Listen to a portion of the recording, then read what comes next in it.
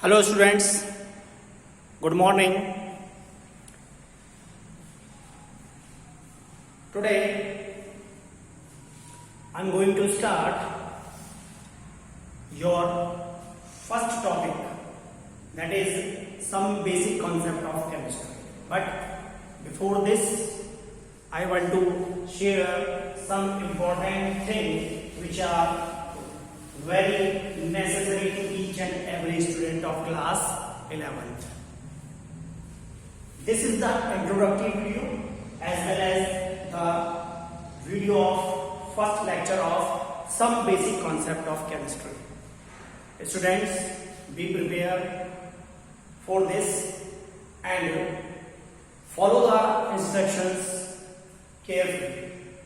देखिए डेली जो मैं बात करने वाला हूं, सबसे पहले मैं बात करने वाला हूं mode of teaching. Mode of teaching क्या रहेगा, क्योंकि आप लोगों को मैसेज लगातार आ रहे हैं कि सर क्लास कब से शुरू होगी, क्लास कैसे होगी, और रेगुलर मैं ये वीडियो देख रहा हूं। Students concentrate about that. First, this is the broadcast group जो आपको टीचिंग के लिए बनाया गया है, जहां आपको रेगुलर आपको स्टडी मिलती रहेगी। आप दिमाग में ये बिठाए हुए हैं कि ये ब्रॉडकास्ट ग्रुप है, और ब्रॉडकास्ट ग्रुप में जो मोड ऑफ टीचिंग रहेगा वो ये रहेगा हमारा यूट्यूब के ऊपर हम ये जो वीडियो बना करके और उसको पोस्ट करेंगे वहां से, और जब जैसे ये वीडियो पोस्ट हो जाएगी उसके बाद इसको हम आपको इसका लिंक शेयर करेंगे। लिंक शेयर करने पर वो वीडियो आप आसानी से देख पाएंगे, और यहाँ ये टॉपिक वाइज बल्कि लेक्चर वाइज ये वीडियो आपको मिलती रहेगी। क्लियर? सेकेंड थिंग, देखो मोड ऑफ टीचिंग जो रहेगा वो यही रहेगा यूट्यूब, क्योंकि रेगुलर आप चाहेंगे, ये भी क्या है, it is the way of online teaching. आप ये चाहें कि रेगुलर वैसे क्लास हो तो वो संभव नहीं है, क्योंकि आप ऐसे बहुत से लोग ऐसे हैं जहाँ इंटीरियर में बैठे हुए हैं, जहाँ नेटवर्क इश्यू हो सकता है। क्योंकि सपोज दैट हम 40 मिनट की क्लास अगर हम करंट में ले रहे हैं तो आप में से आधे से अधिक बच्चों की शिकायत यही रहेगी, बार बार यही आएगी कि सर वीडियो क्लियर नहीं है, आवाज क्लियर नहीं आ रहा है, और there are so many problems. बहुत सारी प्रॉब्लम्स आपके सामने फेस हो सकती हैं। उसका सॉल्यूशन यही है कि मोड ऑफ टीचिंग जो है, जैसा हम लास्ट टाइम भी हमने किया था, इस बार भी हम वही लेकर के चल रहे हैं। तो यूट्यूब आपका रहेगा। सबसे पहले इस ब्रॉडकास्ट ग्रुप में आप मेरा नंबर सेव करेंगे। After being your class teacher as well as a subject teacher, I will teach you chemistry और as well as biology for some time. ठीक है, तो आपने मेरा क्या करना है, जो चैनल है, जो लिंक आज आपको मिलेगा उस चैनल के ऊपर, आपने मेरे चैनल को क्या करना है, अगर सबसे पहले वीडियो लेनी है तो सब्सक्राइब कर लेना है। सब्सक्राइब यदि आप चैनल को कर लेंगे तो जैसी ही वीडियो मेरे चैनल के ऊपर अपलोड होगी आपके पास ऑलरेडी पहले ही मैसेज यूट्यूब के माध्यम से पहुंच जाएगा, जिससे आप आसानी से उसको ओपन करके और अपनी स्टडी को आप कंटिन्यू कर सकते हैं। क्लियर? सेकेंड थिंग, अगर आपको वीडियो अच्छा लगे तो मेरे मोटिवेशन के लिए आप वीडियो को लाइक करना ना भूलें, जिससे कि आपको ऐसे ही आगामी फ्यूचर में वीडियो मिलते रहें और आप अपनी स्टडी को प्रॉपर वे में लेकर के चलते रहें। उसके बाद ही आपको उस व्हाट्सएप के माध्यम से ही जो टॉपिक चल रहा होगा उसके नोट्स भी मैं प्रोवाइड कराऊंगा, एनसीईआरटी के क्वेश्चन आंसर के सॉल्यूशंस भी मैं आपको प्रोवाइड कराऊंगा। अगर न्यूमेरिकल प्रॉब्लम्स हो उनको मैं यहाँ डिस्कस करूंगा, उनका वीडियो अपलोड करूंगा, तो वहां आसानी से आप देख सकते हैं। लेकिन मतलब कुल मिलाकर ये है कि आपको कहीं भी वहां प्रॉब्लम नहीं आने वाली है। उसके बाद भी यदि आपको डाउट रहता है तो आप, मेरा नंबर है, आप मुझे क्वेश्चंस पोस्ट करेंगे, जिसका सॉल्यूशन या डिस्कस भी कर सकते हैं, जिसका सॉल्यूशन आपको प्रोवाइड हो जाएगा। ठीक है, तो ये कुछ जनरल चीजें रहेंगी जो मैंने आपके साथ शेयर की, डिस्कस की।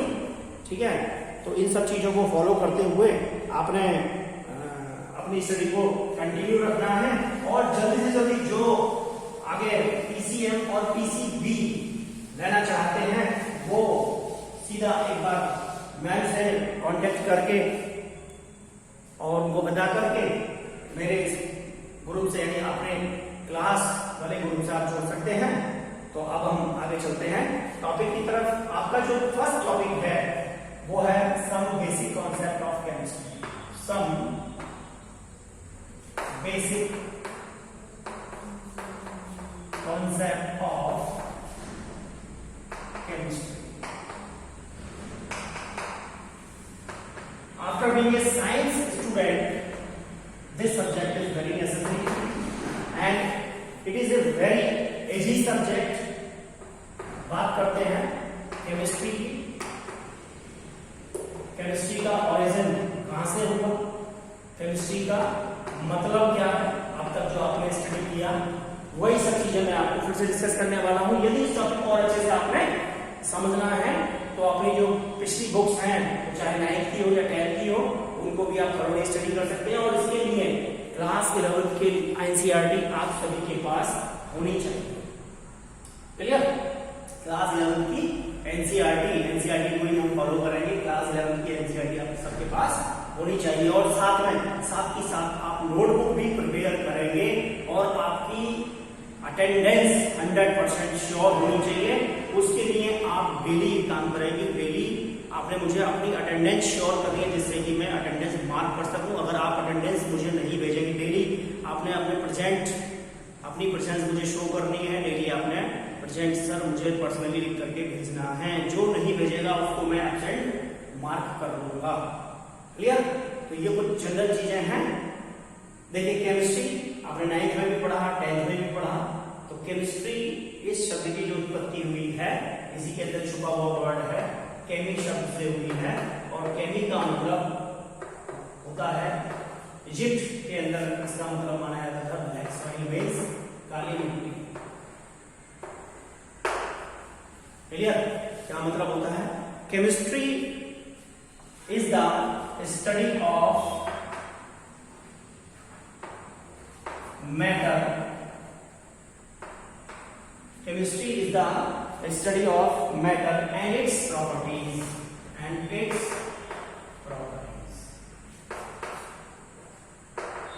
केमिस्ट्री क्या है? केमिस्ट्री अध्ययन है किसका? मैटर का, द्रव्य का। मैटर मीन्स द्रव्य, नॉट द्रव। ठीक है? और उसकी गुणों का अध्ययन को हम इस ब्रांच के अंदर, साइंस की ब्रांच है या यूं भी कह सकते हैं कि chemistry is the branch of science in which deals with the study of matter and its properties. उसका अध्ययन हम केमिस्ट्री के अंदर करते हैं। What is the matter? What nature of matter? Matter क्या होता है? ये डेफिनेशन आपने 9th क्लास में पढ़ी है पहले टॉपिक के अंदर। Anything which occupy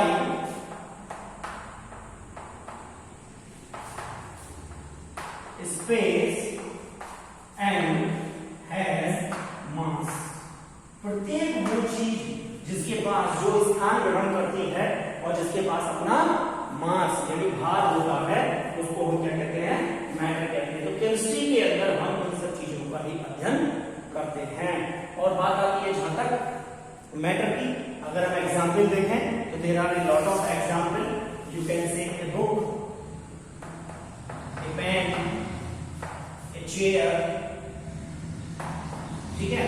there are several example in front of you. अगर हम और लेना चाहें तो यहां हम ले सकते हैं pencil, water, milk etcetera. There are so many examples. मतलब सारी सभी चीजें यानी जिसके अंदर क्या हो, स्पेस हो और जो मास यानी जो स्थान ले और उसके अंदर कोई ना कोई कुछ ना कुछ भार हो, उस सबको हम क्या कहते हैं? मैटर कहते हैं। और उस मैटर का अध्ययन हम इसके अंदर करते हैं, केमिस्ट्री के अंदर करते हैं। Chemistry is the science of molecule and their transformation. Chemistry के अंदर हम मॉलिक्यूल्स, केमिस्ट्री क्या है? मॉलिक्यूल, साइंस ऑफ मॉलिक्यूल, और हम उनके ट्रांसफॉर्मेशन को भी स्टडी करते हैं। And it is the science not so much of 100 element, ये 100 तत्वों वाली ही क्या है, विज्ञान नहीं है, but of the infinite variety of molecules that may be built from them. ये सब मिलकर के, सबसे मिलकर के बनते हैं। जैसे कि हमने लास्ट 10th क्लास के अंदर टॉपिक पढ़ा था periodic classification of the element, तो उसके अंदर लगभग हमने 120 एलिमेंट्स का अध्ययन किया है। तो ये केवल 120 तत्वों वाली भी ब्रांच नहीं है। There are so many, there are so many infinite variety of molecule. क्यों? क्योंकि एलिमेंट्स से मिलकर के ही क्या बनता है, जब दो या दो से अधिक एलिमेंट आपस में मिलते हैं तो वो क्या बनाते हैं, मॉलिक्यूल बनाते हैं। देखते हैं आगे, व्हाट इज द इंपॉर्टेंस, क्यों इतनी जरूरी है कि हम केमिस्ट्री का अध्ययन करें, क्या इंपॉर्टेंस है केमिस्ट्री की, importance of chemistry.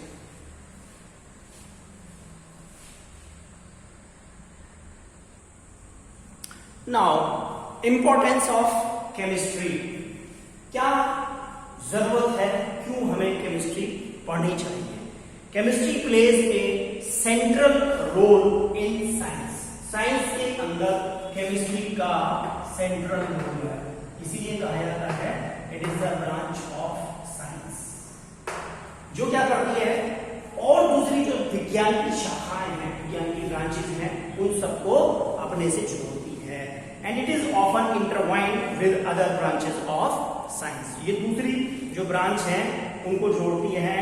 Chemistry provides, क्या प्रोवाइड करती है, chemistry provides methods for the isolation, क्या प्रोवाइड करती है, मेथड प्रोवाइड करती है for the isolation of life saving drugs from natural sources, कि हम नेचर से जो हमारे लिए, जो हमारे जीवन को चलाने के लिए, जीवन से संबंधित मेडिसिन है, उनको हम नेचर से कैसे ऑब्टेन करते हैं। And makes possible synthesis of such drugs, और इस केमिस्ट्री की सहायता से ही हम उन दवाइयों को, उन मेडिसिन को, उन ड्रग्स को जो किसी भी व्यक्ति के जीवन के लिए बहुत आवश्यक होती हैं, बना पाते हैं।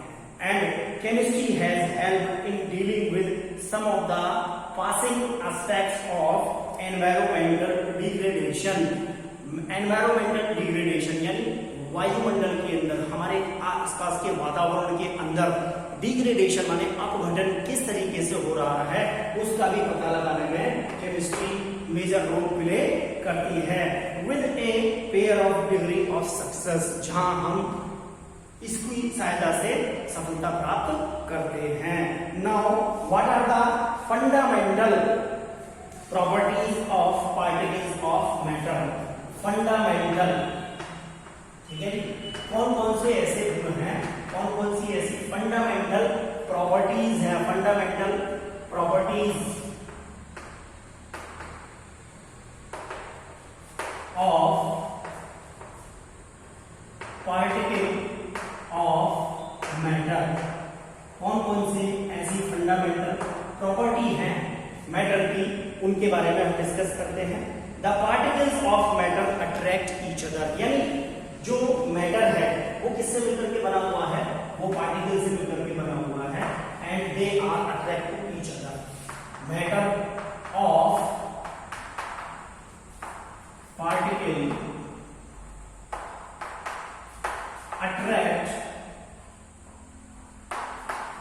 टू ईच अदर, ये जो पार्टिकल है एक दूसरे को अपनी तरफ क्या करते हैं, आकर्षित करते हैं, ठीक है, क्योंकि इनके पास क्या होता है, they have rigid volume and rigid shape, अगर हम सॉलिड के केस में बात कर रहे हैं।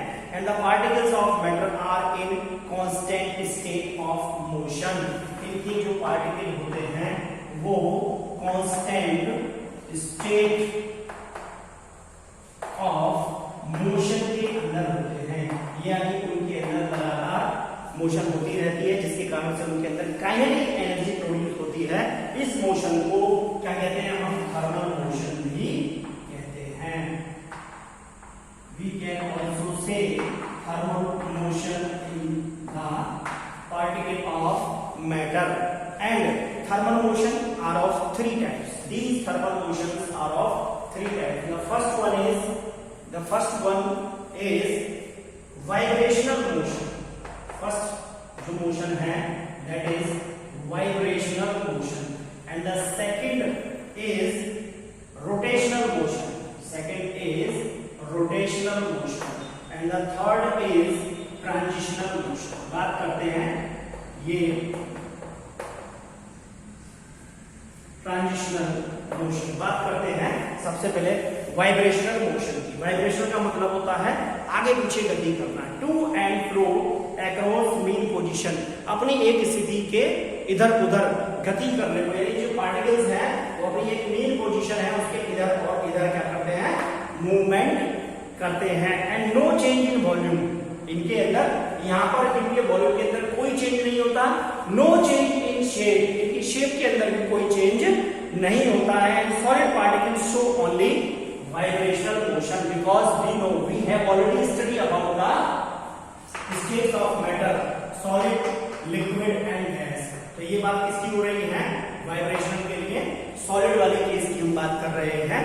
And in solid the attractive force overcome thermal motion. In solid के पार्टिकल के बीच में यदि हम देखें, दो ये पार्टिकल है सॉलिड के, इनके बीच में स्पेस भी नहीं होता है और इनका जो वॉल्यूम है वो बिल्कुल सर्टेन होता है। तो जो वाइब्रेशनल मोशन होती है वो शो करते हैं स्टेट्स ऑफ मैटर के। सॉलिड जो स्टेट होती है वो शो करती है।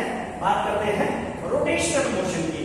Rotational motion, shape will change and the substance flows but volume remains constant. इनकी जो शेप होती है वो चेंज होती रहती है, इनका जो वॉल्यूम है, फ्लो, वो जो सब्सटेंस है वो फ्लो करते रहते हैं इनका, लेकिन वॉल्यूम जो होता है वो कांस्टेंट होता है। और लिक्विड जो होते हैं वो वाइब्रेशनल और रोटेशनल मोशन को शो करते हैं, यानी लिक्विड वाइब्रेशनल मोशन को भी और रोटेशनल मोशन को शो करते हैं। And they have fixed volume but not fixed shape. इनका जो वॉल्यूम होता है वो फिक्स्ड होता है, लेकिन इनकी शेप फिक्स नहीं होती है। ये जो प्रॉपर्टी है ये हम ऑलरेडी पीछे भी पढ़ चुके हैं, 9th क्लास के अंदर हम पढ़ चुके हैं। And they take shape of base of the container, यानी जिस कंटेनर के अंदर ये रखे जाते हैं ये उसी की शेप को ग्रहण कर लेते हैं। बात करते हैं आपका ट्रांजिशनल मोशन की। When thermal motion completely overcome attractive forces, then particles move independent of each other. जो particles होते हैं वो एक दूसरे के ऊपर independent करते हैं। The shape and the volume are not fixed. इनका shape और volume fix नहीं होता है। And gas takes the shape and volume of the container in which it is kept. यानी इसका जो example है transition motion जो show करती है वो है आपकी गैस। यहाँ न शेप न वॉल्यूम ये सर्टेन नहीं होता है। अगर हम बात करें सॉलिड और लिक्विड की तो इनकी स्टेट जो होती है वो कंडेंसेट स्टेट होती है और नॉन कंप्रेसिबल होती है। लेकिन गैस और लिक्विड के केस में यदि हम बात करें तो हम ये इनको क्या कह सकते हैं, दे आर द फ्लूइड्स और दे कैन फ्लो। ये क्या होते हैं, फ्लूइड्स होते हैं। लिक्विड और गैस ये फ्लूइड्स होते हैं और दे कैन फ्लो, ये आसानी से फ्लो कर सकते हैं। इसी कारण हम इनको क्या कहते हैं, फ्लूइड्स कहते हैं। और they show the fluidity. Clear? तो ये रहा आपका fundamental properties of particles of matter. Now next आता है हमारा states of matter. There are the 3 states of matter, solid, liquid and gas. Except these there are the 2 important states of matter, that is Bose-Einstein condensate, and the 5th one is plasma, only for flow density ionized gases। ठीक है जी, low temperature के ऊपर आपको Bose-Einstein condensate मिल जाएगा और high temperature के ऊपर आपको प्लाज्मा मिल जाएगा। बात करते हैं सॉलिड की। सॉलिड है definite volume and definite shape. Solid का वॉल्यूम भी और शेप कैसा होता है, निश्चित होता है। बट लिक्विड है definite volume but do not have definite shape. Liquid का वॉल्यूम जो होता है वो डेफिनेट होता है, लेकिन उसकी जो शेप होती है वो डेफिनेट नहीं होती है। They take the shape of the container in which they are placed. Liquid को हम जिस कंटेनर के अंदर प्लेस करते हैं वो उसकी जगह ले लेता है। and gases neither have definite volume nor definite shape. They completely occupy the space in the container in which they are placed. ये जिस भी बर्तन के अंदर रखे जाते हैं ये उसका शेप ग्रहण कर लेते हैं। तो बात हो गई हमारी कहां तक? सॉलिड, लिक्विड, गैस यानी स्टेट्स ऑफ द मैटर की कौन कौन सी स्टेट्स मैटर के अंदर होती हैं। सो स्टूडेंट्स, इस लेक्चर के अंदर चूंकि ये इंट्रोडक्टिव वीडियो है, मैंने टॉपिक को आपका शुरू कर दिया है। कल जो हमारा टॉपिक होगा we will study about the classification of the matter. हम क्लासिफिकेशन से हम अगला लेक्चर करना शुरू करेंगे, क्लासिफिकेशन ऑफ मैटर। ठीक है, वीडियो अपलोड होने के बाद ही आपको मैं इसके नोट्स जिनको आपने अपनी फेयर नोटबुक के अंदर नोट करना, साथ ही नोट कर रहे हैं और बी अवेयर अबाउट दैट। इसके लिए आप बिल्कुल तैयार रहें। इसमें आपने अपने अंदर गलतफहमी नहीं पानी है कि हमें ये वर्क नहीं करना है। देखो इस समय बहुत क्रूशियल कंडीशंस में आपकी स्टडी चल रही है, इसलिए आप प्रॉपर वे के अंदर अभी की अभी चूंकि आपने क्या लिया है साइंस, पीसीएम और पीसीबी, तो साथ ही साथ यदि अपनी स्टडी को कंटिन्यू करते रहेंगे तो आपको अच्छा लगेगा, आपको इंटरेस्ट आएगा पढ़ने के अंदर और आपका वर्क भी साथ ही साथ कंप्लीट हो जाता है। स्टूडेंट्स, अगर ये वीडियो आपको अच्छा लगे तो लाइक करना ना भूलें, ठीक है, और चैनल को सब्सक्राइब करना ना भूलें, जिससे कि क्या होगा, जो भी वीडियो पहले अपलोड होगी वो आपको उसका लिंक आपके पास, उसका मैसेज आपके पास तुरंत पहुंच जाएगा। Okay, have a nice day, thank you.